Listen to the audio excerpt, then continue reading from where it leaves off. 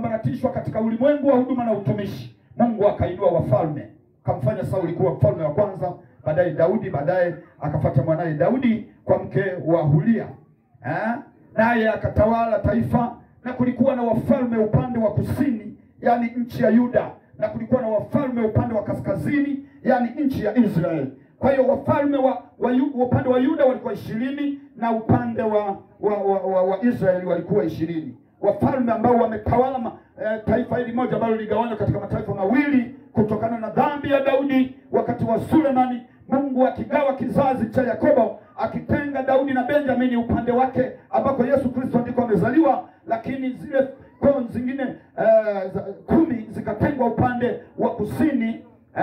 Falme za aina 40 zilitawala katika maeneo hayo. Kwa hiyo Mungu alitumika pamoja na wafalme pia, na wakati akiinua mfalme alikuwa anamuinua na nabii, ili nabii aweze kumuongoza yule mfalme kwa habari ya utawala ulio sahihi na wa haki. Naomba useme amen. Kwa hiyo nabii aliinuliwa. Unakumbuka hata wakati wa Elia, mfalme Ahabu ndiye alikuwa mtawala. Kwa hiyo Elia ndiye aliyekuwa na tabiri na kuinenea Israeli.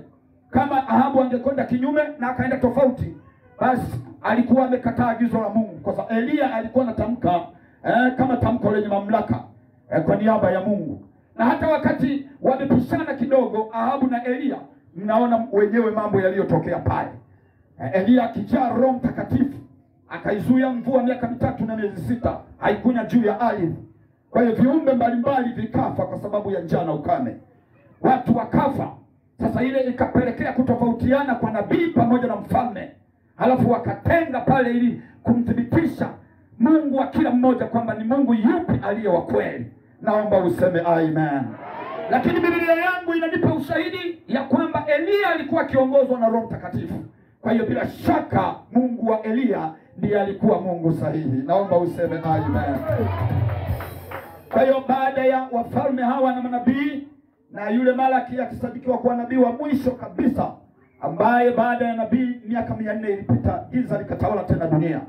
Ni nyakati nyingi sana dunia imekuwa ikipata hasara, giza likitawala, neno la Mungu halisikiki wala Mungu mwenyewe hatajwi. Kuna miaka 400 kutoka Malaki iliyatamia dunia, wanadamu wakawa kama wanyama, wakawa kama fisi wa poli, hakuna naye mtaja Mungu. Na katika kipindi hicho ipo waliandika vile vitabu vinaitwa apokrifa, vitabu ambavyo havina uvuvio wa Roho Mtakatifu, ambavyo kuna baadhi ya madhehebu wanavitumia, na maandiko mengine ambayo yanakwenda kinyume na mpango wa Mungu na Biblia yenyewe. Ukisoma kitabu cha Yoshua bin Sira, kuna sura na aya inayosema ya kwamba anaheri gani mtu asiyetumia mvinyo, kwa maana pombe ni changamsho na burudisho la moyo. Ninapiga vita katika jina la Yesu. Hakuna kunywa pombe, maana pombe ni dhambi. Sema amen. Kwamba hana heri mtu asiyekunywa mvinyo. Sisi hatulewi eti hatuna heri. Hapana, hivyo ni vitabu vya apokrifa, viliandikwa wakati wa zama za giza, miaka 400 baada ya nabii wa mwisho Malaki kumaliza unabii wake kwa taifa la Israeli. Na hapo ndipo tunaona Mungu analeta mpango wa kulileta sasa agano jipya. Alisema na vinywa vya Yeremia 31:31, anasema sitafanya agano kwa mfano wa lile wa babu zenu ambalo baadaye walilivunja wakaliharibu, ila hili ninalolifanya ni agano jipya ambalo maneno yake nitayatia ndani ya vibao vya mioyo yenu. Ndio maana Paulo anathibitisha katika Wakorinto 3:16, Wakorinto 6:19 ya kwamba hamjui ya kuwa ninyi ni hekalu la Mungu, na ya kwamba Roho wa Mungu anakaa ndani yenu. Kwa hiyo Roho yumo ndani yetu. Sema amen. Roho wa Mungu yuko ndani yetu. Kwa hiyo Mungu alishughulika baada ya wafalme na manabii kuondoka, ndipo Mungu akashuka katika mfumo wa agano jipya, akainua hawa watumishi wa Mungu wanaitwa mitume. Mitume wamelichunga kanisa, na wao wakapigwa wakauawa, wengine wakakatwa kwa misumeno, wengine wakapigwa mawe wakafa, wengine wakachunwa ngozi, wakapigwa kwenye mapipa ya lami, wakatendewa mabaya ya kila aina na wakasambaratika wakaisha wale mitume. Kiongozi wao akiwa ni mchungaji kiongozi Jerusalem, ndugu yetu Petro, ambaye ni jiwe na ni kefa kwa utabiri na jinsi ambavyo Kristo alimtabiria. Lakini tunaona pale mbele ya kwamba baada ya kuwa wale mitume nao wamekwisha, Mungu akainua watu wanaitwa mababa. Hawa mababa ndio wamekuja kupambana na serikali ya Rumi, na wakati serikali ya Rumi inaingia kanisani na kuja kuongeza sakramenti zingine 5 katika zile 2 ambazo Yesu aliziacha, Mababa ndio walikuwa wana dhamana ya kulichunga na kuliongoza kanisa baada ya mitume kuwa wamekwisha. Sasa mababa wamekwenda, nao serikali ya Rumi ikawafutilia mbali. Vita ya msalaba haikuacha salama, walikufa, walikwisha. Tunaona sasa Yesu Kristo akiliacha kanisa mikononi mwa wachungaji. Hapa mnaye mchungaji ndugu yetu Abeli Deus Kadonya, mnaye mchungaji Andersoni Paulo Petro, mnaye mchungaji Damian Kigurube, mnaye mchungaji Betusela. Kanisa leo liko mikononi mwa wachungaji. Kama na sisi tukisambaratika, Mungu atainua kikundi kingine ambacho bado kitaendelea kulichunga kanisa. Jina la Bwana Yesu libarikiwe. Sema tena amina kubwa. Ngoja nimalizie kakipande kadogo ambako nilikasaza jana. Kakipande kadogo. Tufanye nini sasa? Maana tangu karne ya 19, 1900 ndipo tunaona kwa historia ya kanisa. Tuna bahati kwa kuzaliwa kipindi hiki. Kwa historia ya kanisa, yani kabla ya mwaka 1900 roho hakuwepo kabisa.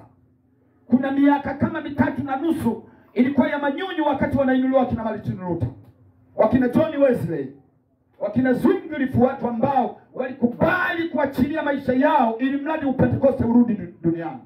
Kikaitwa kipindi cha manyunyu ya Roho Mtakatifu. Sasa mwaka 1900 ndipo mlipuko wa Roho Mtakatifu ukalipuka ulimwenguni mote. Sasa hivi ukienda kila sehemu watu wananena kwa lugha. Watu wananena kwa lugha. Naomba useme amen.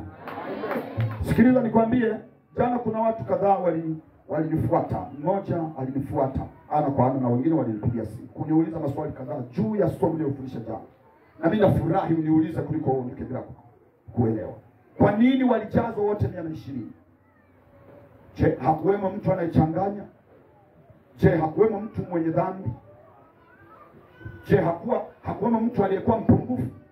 Ona roho alishuka wote wakajazwa. Halafu kujazwa, mtu mwingine aliponiuliza swali, sikia nikufafanulie. Kujazwa na kunena ni vitu viwili tofauti. Naomba useme amen. Nirudie tena. Kujazwa na kunena ni mambo mawili tofauti. Kwa sababu wote hapa tumejazwa kwa sababu tunamwamini Yesu Kristo, mwana wa Mungu aliye hai. Sema amen. Maandiko yanasema ukisha kuamini unapokea Roho Mtakatifu. Huko ndio kunaitwa kujazwa. Kwa hiyo kila mtu hapa amejazwa. Lakini kunena ni kuthibitishwa. Yaani Roho wa Mungu ndani ya mtu anamthibitisha huyu mtu kwamba nimo. Kwa hiyo unaponena kwa lugha, yale matamko unayoyatamka sio yako, ni ya yule Roho yumo ndani. Maana yake anakuthibitisha wewe kwamba nimo ndani ya huyu. Haleluya, kanisa la Bwana. Kwa hiyo kumpokea Roho Mtakatifu kunatokana na kumwamini Yesu Kristo. Yaani hawa watu wanakwenda sambamba. Mmoja anatangulia kama mwokozi, mwingine anafuata kama mtunza kanisa hilo. Kwa hiyo huwa wako pamoja namna hii. Ndio maana alisema kwani kiondoka lazima naingia mwingine. Nibandika bandua. Kiondoka mwingine ataingia. Kwa hiyo watu wote tumejazwa, lakini kuna ile hatua sasa ya kuthibitishwa. Ndio kunena kwa lugha. Anasema katika lika tofauti tofauti, wazee sijui wataota ndoto, vijana watatabiri, na watu gani tofauti katika zile lika, kwa namna ambavyo Roho atawatumia hawa watu. Kwa hiyo Roho yumo ndani ya kila mmoja. Kila aliyeamini Roho wa Mungu yumo ndani yake.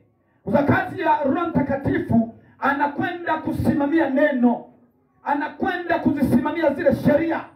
Sheria wakati wa Musa na wakati wa Agano la Kale, wakati wa Torati, ziliandikwa kwenye vibao vya mawe. Sasa Roho Mtakatifu anazihamisha hizo sheria, nitazitoa kwenye vibao vya mawe, nitaziingiza ndani ya vibao vya mioyo yenu. Kwa hiyo Roho Mtakatifu unapomwamini Yesu, anawahi mapema kwenda kusimamia sheria za Yesu Kristo. Naomba useme amen. Sema tena amina. Kwa nini walijazwa wote? Ni kwa sababu ilikuwa ni siku ya uzinduzi. Siku ya uzinduzi ni kama ofa ilitolewa kwa kila mtu. Hata kama alikuwemo mtu ambaye mwezi jana alitoka kwenye dhambi, lakini kwa sababu ni uzinduzi, maana mnajua maana ya uzinduzi ni sherehe. Siku mkijenga nyumba hapa, mkaandaa uzinduzi, mtatengeneza kitu kinaitwa sherehe. Kaandaa vyakula na vinywaji. Kwa hiyo watu wote watakuja kula, waliostahili na wasiostahili. Siku hiyo hapa kutakuwa na watu wengi, kwa sababu kuna ulaji na unywaji. Kwa hiyo sherehe huwa haibagui kimsingi. Sherehe huwa haibagui. Sherehe huwa haibagui. Ikishaanza kubagua maana yake sheria imesimama. Leo unaona harusi zetu, nimeletewa hapa tangazo na mchungaji, kesho nimtangazie ndoa inayokwenda kufungwa. Jamani, naomba mseme amen. Hayo mambo tunayapenda sana kwa sababu ni mpango wa Mungu. Vijana wetu wanapopita kwenye utaratibu wa Biblia. Kwa hiyo kesho nitatangaza. Sasa hawa watu wataandaa, watafanya kila kitu, lakini wakishasema tunapeleka ukumbini, sheria inasimama. Kama huna kadi, hukuchangia, hukushiriki kwa kuchangia, maana yake ukumbini huingii. Maana yake hiyo ni sheria inasimama. Lakini kwa Yesu sheria imekufa, neema imesimama. Ndio maana amesema na wachawi wote njoni, amesema na wazinzi wote njoni, amesema na waabudu sanamu wote njoni. Kwa hiyo wote tumepanga foleni kwa Yesu Kristo. Kila mtu ametoka kwenye tabia zake, ametuita sote, na ufalme uko tayari kwa kila aliyeamini. Kwa hiyo siku ya uzinduzi walipokea na kujazwa Roho Mtakatifu wote 120, hakuna aliyebakia. Hata muongo alijazwa. Alijazwa siku ile. Ni ofa. Ilikuwa ni siku ya uzinduzi.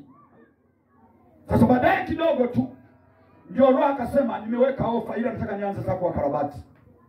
Tokea mtu mmoja anafanya unafiki, mnamjua wenyewe, Matendo ya Mitume sura ya 5 mstari wa kwanza. Si mnamjua anaitwa nani? Anaitwa nani? Sasa Roho anataka kuwaambia kwamba juzi ilikuwa ni uzinduzi, sasa nimeanza kazi. Anania alipofika hapa madhabahuni akafanyeje? Akaanguka, akafanyeje? Ile Roho ametugeuka tayari. Kumbuka juzi tulijazwa na tulinena wote, na Anania alikuwemo wakati wanajazwa na kunena. Alikuwemo. Sasa ghafla Anania macho meupe. Unajua unapokufa unasalimu kabisa kwa Mungu, macho unapandisha juu kumwambia sawa, nimeitika. Unanyosha maelezo. Watu wanakuja kufunika kwamba ile tosha kumsalimia Mungu. Kwa hiyo Petro akijaa Roho Mtakatifu akamkazia macho Anania, akamwambia hivi ndivyo shetani alivyogeuza moyo wako kumdanganya Roho Mtakatifu wa Mungu. Kwani kiwanja hicho na thamani yake vilipokuwa bado viko mikononi mwa wewe na mkeo, havikuwa vya kwako? Kwa nini unakuja kunena uongo pale pale? Anania akamba chini, akakumbuka Anania ametoka kujazwa Roho Mtakatifu. Ofa. Ofa, ofa, ofa. Naomba mseme amen. Kwa hiyo kuna ofa. Ndio maana hata sisi tulikuwa wakina samaki wasiopisha chambo. Kabisa kabisa. Unaitika haraka. Unaitwa kama mjusi, lakini unaitika haraka bila kujua agenda ni ipi. Baadaye mambo ya dhambi yanatendeka, ila leo tunajazwa Roho Mtakatifu. Maana yake tumesamehewa mambo yote. Jina la Bwana Yesu libarikiwe. Naomba tena useme amen. Hebu naomba niseme kidogo sana, kwa sababu tunahitaji tumwone Roho Mtakatifu akihudumia watu wake. Sisi tunayo faida kuwa na huyu. Ndio maana Yesu anasema inawafaa ninyi mimi nikiondoka. Kwa hiyo kuna faida alikuwa anatuonyesha. Iko faida, na hii faida ndio itakayokutetea wewe katika madhila yoyote unayoyapitia. Utaponywa magonjwa, utatetewa katika dhiki, utatiwa nguvu mahali pa kuvunjika moyo, utaambiwa songa mbele wakati unafikiri urudi nyuma, utakuwa umeinuliwa wakati ulikuwa umeanguka. Shughuli zote Roho Mtakatifu atazifanya, na wewe utaona sababu za kuendelea kumtumikia. Amen.